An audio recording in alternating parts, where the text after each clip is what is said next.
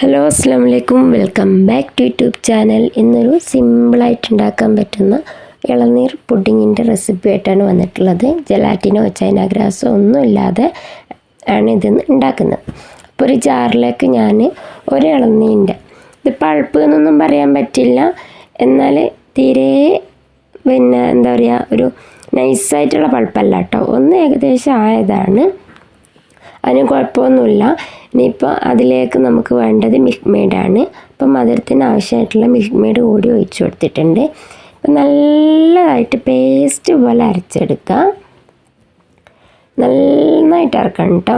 ഇനിയിപ്പം ഞാൻ നേരത്തെ പറഞ്ഞതിൻ്റെ തൊട്ട് എന്താ പറയുക, തിന്നായിട്ടുള്ള ഇളനീനാണെങ്കിൽ പെട്ടെന്ന് അരഞ്ഞ് കിട്ടും. ഇതാവുമ്പോൾ കുറച്ച് നേരം അരക്കണം കേട്ടോ. ഞാൻ അതിലേക്ക് അരക്കുമ്പോൾ ഒരു 1/4 കപ്പ് പാലും കൂടി ഒഴിച്ചിട്ടാണ് അരച്ചെടുത്തത്. ഇനിയിപ്പം അതവിടെ മാറ്റി വെക്കുക.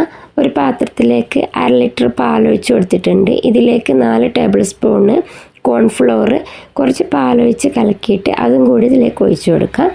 ഇനിയിപ്പോൾ ഇവിടെ മധുരത്തിന് ആവശ്യമായിട്ടുള്ള പഞ്ചസാര ഇട്ട് കൊടുക്കുക. ഞാനിവിടെ 6 ടേബിൾ സ്പൂൺ പഞ്ചസാര ഇട്ട് കൊടുത്തിട്ടുണ്ട്. എന്നിട്ട് ഞാൻ ആ പാത്രത്തിൽ ചൂടാക്കി വരുമ്പോൾ തന്നെ അത് അടിക്ക് പിടിക്കുന്നുള്ളൊരു ആയപ്പോൾ തന്നെ ഞാൻ ആ പാത്രം മാറ്റിയിട്ടോ. പിന്നെ ഞാനൊരു നോൺ സ്റ്റിക്കിൻ്റെ പാത്രത്തിലേക്ക് മാറ്റിയിട്ടുണ്ട്. ഇനിയിപ്പോൾ ഇതുപോലെ നന്നായിട്ട് മിക്സ് ചെയ്തിട്ട് ഒന്ന് കുറുകി വരുന്ന ടൈമിന് ഇതിലേക്കൊരു 1/4 ടീസ്പൂൺ തന്നെ കുറച്ച് മാത്രം ടേസ്റ്റ് വ്യത്യാസത്തിന് നമ്മുടെ വാനില എസൻസ് ഒഴിച്ചു കൊടുക്കാം. ഇനിയിപ്പോൾ അതൊന്ന് നന്നായിട്ട് മിക്സ് ചെയ്തിട്ട് ഒന്നും കൂടി കുറുകി വരുന്ന ടൈമിന് നേരത്തെ അരച്ച് വെച്ച നമ്മുടെ ഇളനീരിൻ്റെ ഇതുണ്ടല്ലോ, പൾപ്പരച്ചത്, അതും കൂടി ഇതിലേക്ക് ഒഴിച്ച് കൊടുക്കാം കേട്ടോ. ഇത് ചേർത്തതിന് ശേഷം മധുരം നോക്കിയിട്ട്, കാരണം നമ്മൾ മിൽക്ക് മെയ്ഡ് നേരത്തെ പൾപ്പ് അരക്കുമ്പോൾ ഒഴിച്ചിട്ടുണ്ടല്ലോ, അപ്പോൾ അതും പാലിലും കൂടി ചേർത്തതൊക്കെ ഒഴിച്ച് കറക്റ്റാണോ നോക്കിയിട്ട് പോരെങ്കിൽ ചേർത്ത് കൊടുത്തിട്ട് നന്നായിട്ട് കുറുക്കിയെടുക്കുക. ഇനിയിപ്പോൾ വേറെ പണിയൊന്നുമില്ല, പുഡിംഗ് ട്രേയിലേക്ക് ഒഴിക്കുക, സെറ്റാകാൻ വെക്കുക കേട്ടോ. പിന്നെ ഡെക്കറേഷന് വേണ്ടിയിട്ട് നട്ട്സോ കാര്യങ്ങളോ എന്ത് വേണമെങ്കിലും ഇട്ട് കൊടുക്കുക.